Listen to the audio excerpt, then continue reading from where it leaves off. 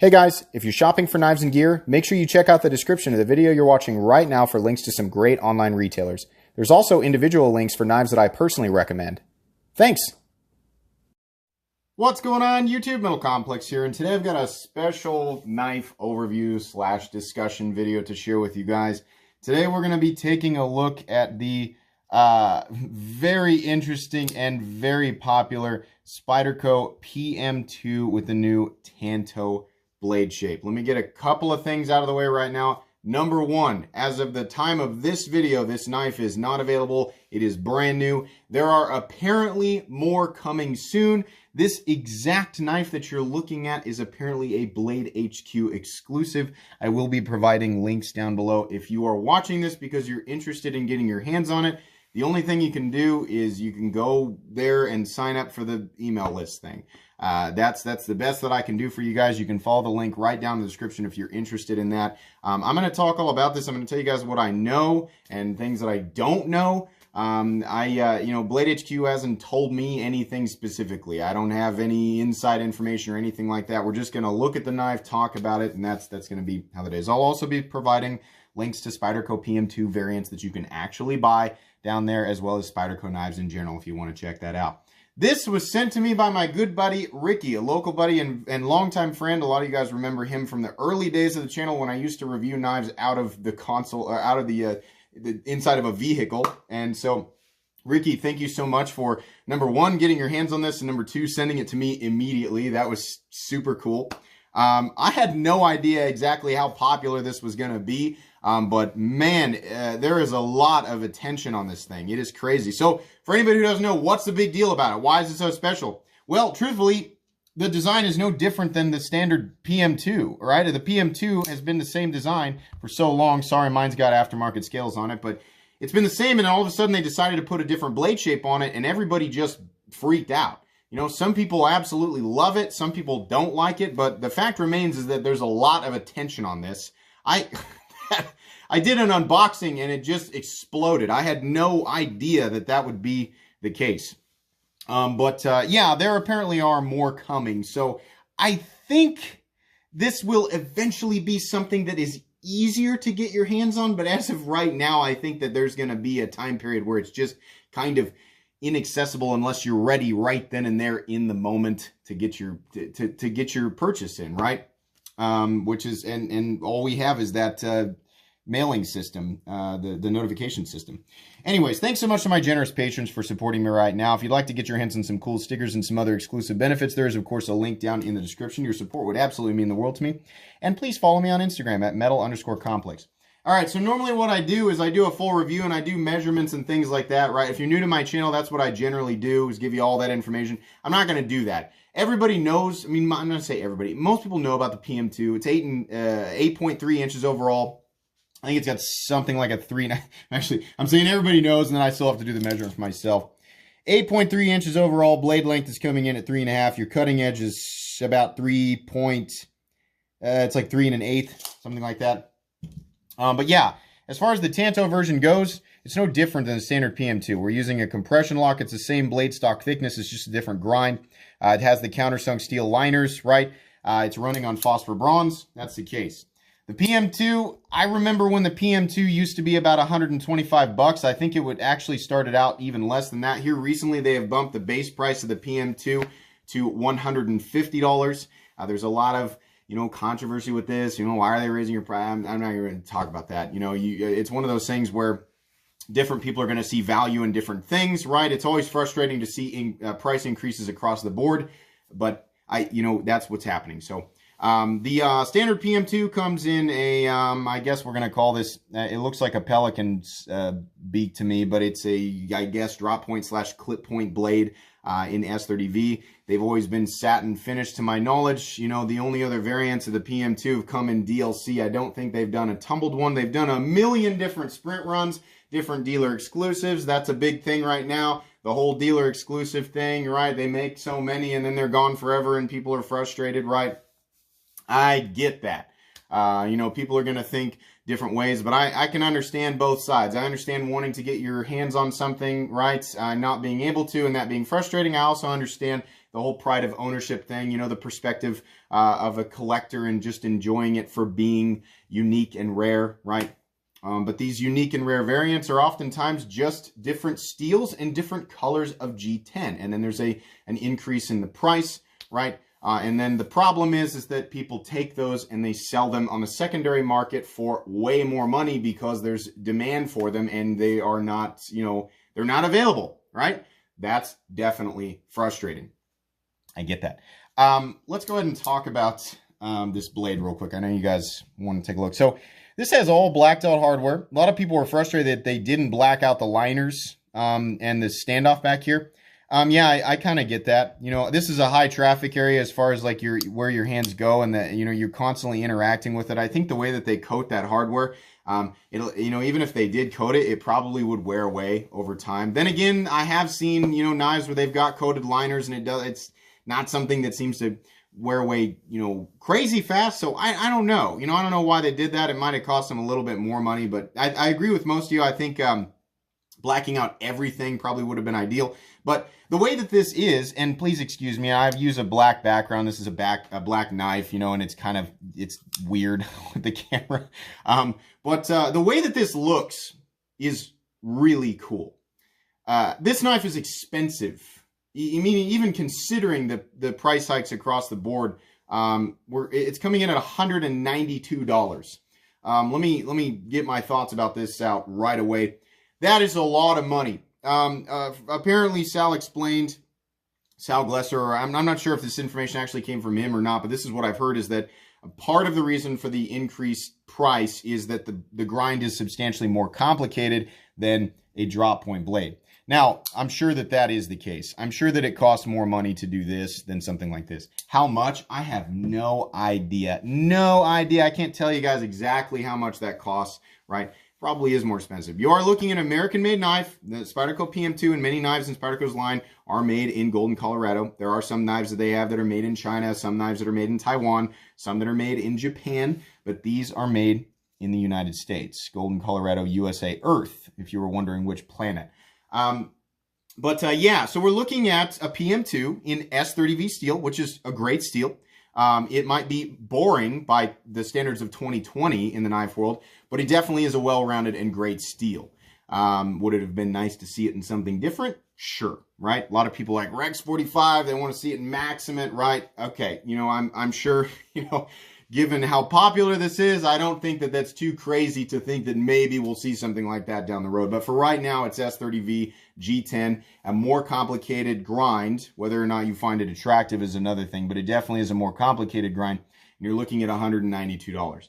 That price stings. I look at that and I look at the PM2 and I remember what I bought mine for, what they used to be, right? And then I look at the price hike in the PM2 right now, and then I look at the even more, you know, it's substantially more than that even. It definitely does sting. You know, there's no way around it.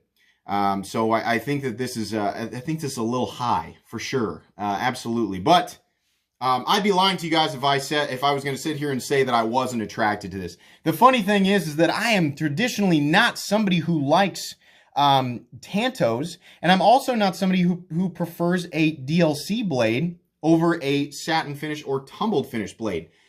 But I don't know if it's because this is the PM2 and I'm so used to seeing the PM2 in a specific form.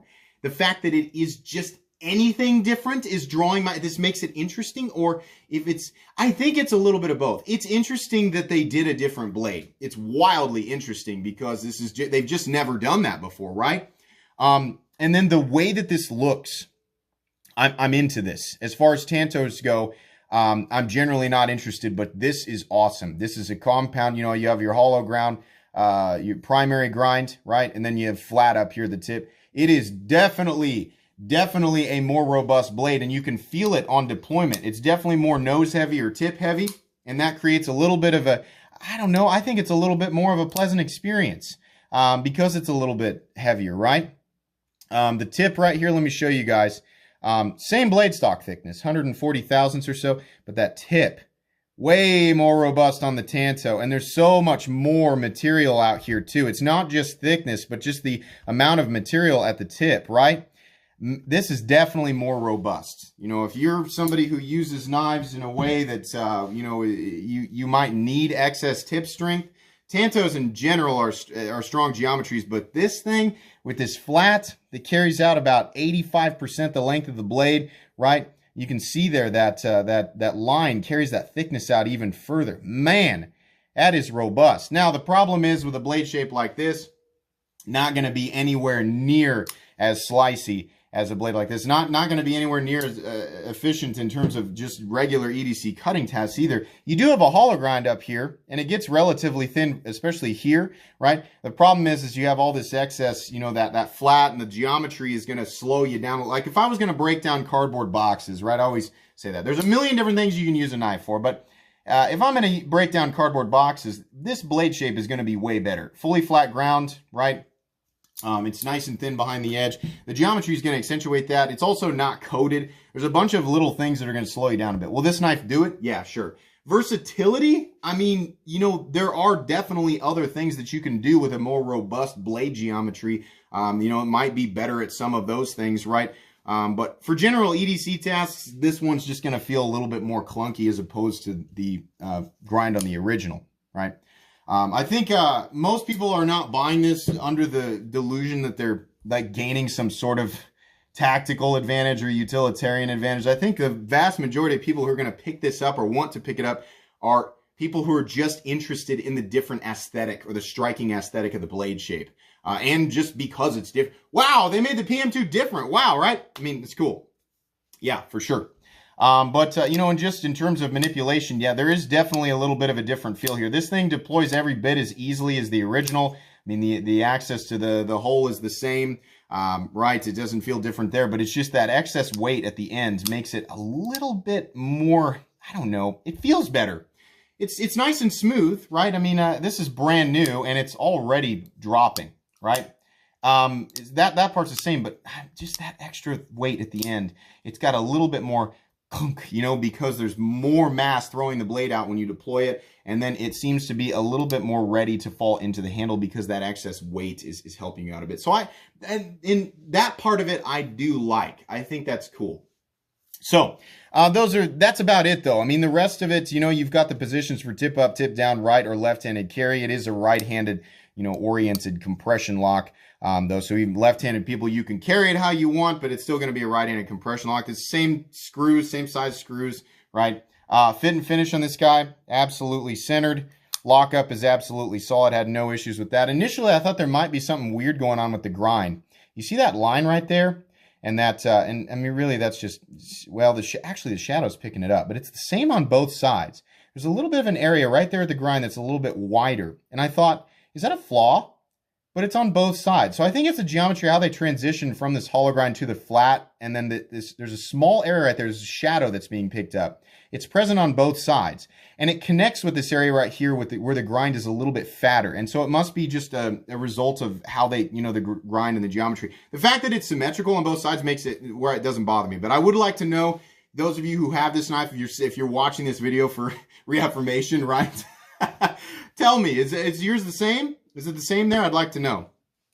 Spyderco does an excellent job with their DLC coatings. They always look perfect. This is not paint. It's an actual, I think it's a tungsten-based DLC coating, unless they've changed that, and I could be wrong about that. I don't stay up on every last little detail on stuff like that, so you can tell me if I'm wrong. Yeah, everything looks great. I mean, they really did, you know, knock this out of the park in the fit and finish department. It really looks, I mean, it's just as good as any other Spyderco I've ever handled, right? Let's talk about this knife and the BladeHQ exclusive thing. So I remember seeing that, I think it was a BladeHQ episode where they talked about this new Tanto, and the one that Sal had was a satin finished one. And that doesn't mean that satin finished one is completely and totally confirmed, though I feel like it's my opinion is that we'll likely see one. I don't know if the entirety of the Spyderco PM2 Tanto design is exclusive to BladeHQ. It might just be that this all black one is exclusive to BladeHQ, and then the Tanto PM2 itself will actually become a readily available design through multiple retailers. I don't know that. I have no idea. I'm just speculating, and I lack the required information there. I think that's probably the better way to do that. Obviously, this thing is popular. If you don't know, this thing is very popular. When they do the next batch, which I think maybe there's going to be maybe more people will be able to get their hands on these, right? But I imagine they'll still sell pretty quick. There'll still be a lot of people grabbing them up. I think, you know, I can't control what Spyderco does. You know, it's always frustrating when they have really cool variants that are exclusive to certain retailers, and there's only so many, and once they're gone, right? But if they do this the way that I hope they do it, where they just make a regular version, they make a Tanto, PM2, and Satin and S30V, which it'll inevitably cost more than the standard version, right? I say inevitably. I feel like it probably will, right? Nothing here is factual. It's just speculation. If they do that, then people can get their hands on a Tanto PM2 from various retailers, right? And it'll be something, hopefully, that's consistently available. What I feel like is inevitable, what I think is probably inevitable, is that the popularity of this thing will result in the same kind of thing that goes on with the other, you know, really popular Spyderco flagship models like the Shaman and the Para 3 and the Manix, right? We'll have dealer exclusives, different colors, different, you know, steels and things that come out, and grab it while you can, because once they're gone, they're gone. They'll do that thing again, right? That's frustrating. I really like what Benchmade has done, and I'm not the first person to say this. The first time I heard this idea was from another reviewer and multiple other reviewers, and I'm on board with this idea. The way that Benchmade does their custom shop, where you can get, you know, certain models, you can get the color you want, you can get the steel you want, you can get sometimes, like if we're talking about the Barrage, you've got, or the Griptilian, you've got different blade shapes, different coatings.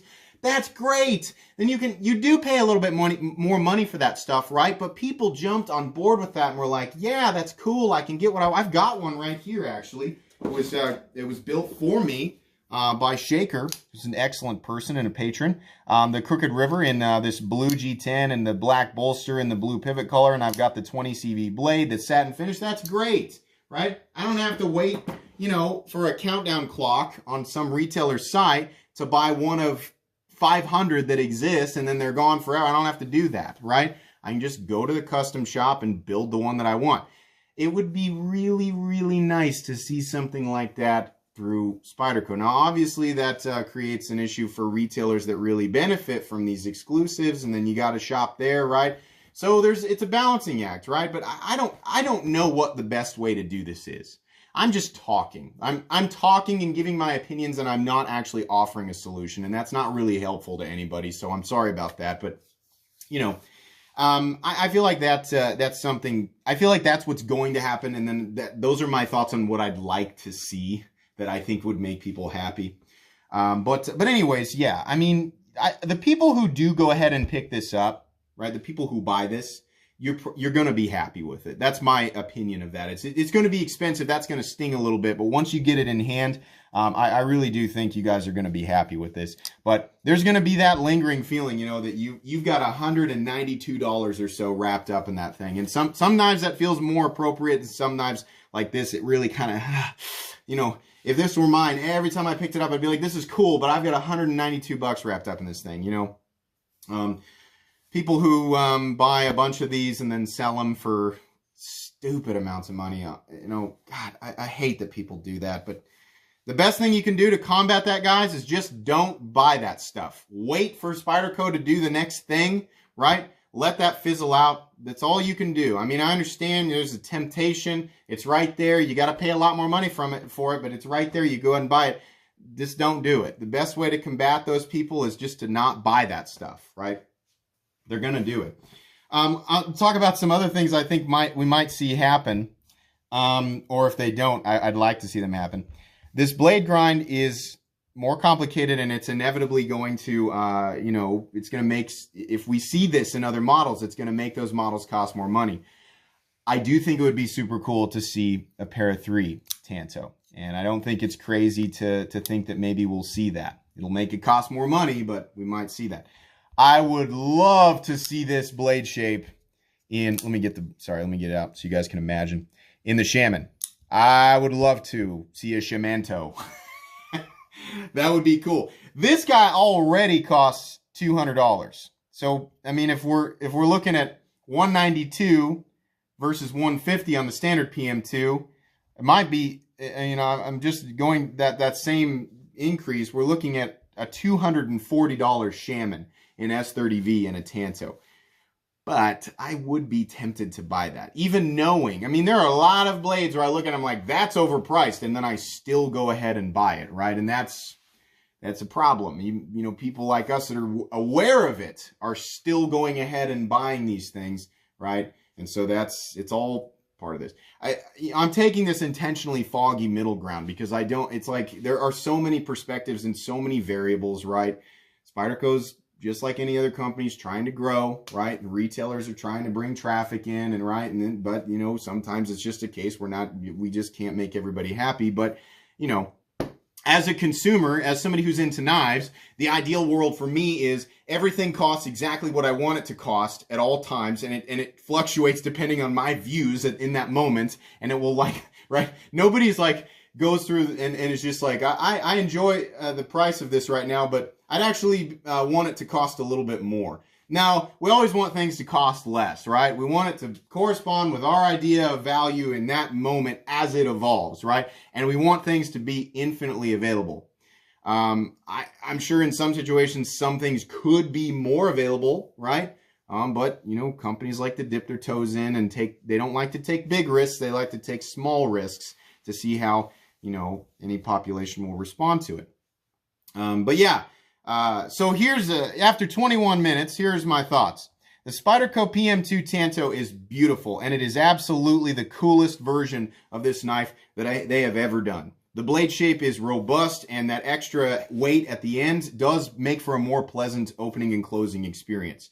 The knife is definitely a bit overpriced. I can't tell you, I mean, maybe, you know, I suppose in an ideal world, the Spyderco PM2 would still cost between $125 and $130, and this Tanto version would be something like $150, but it just isn't the case. And also, I'm not a professional on any of this, so I can't tell you exactly why I think that. And I don't work for Spyderco, so it's not, I mean, I can't be definitive.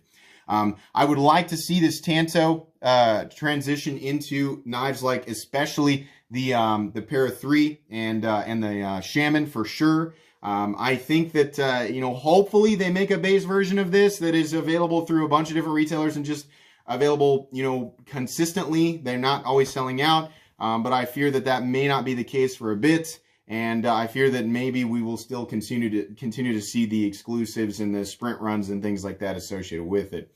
But yeah, I would love to see my ideal version of this knife: Black G10, tumbled blade, and then something like Maximate or Rex 45 would be really, really cool.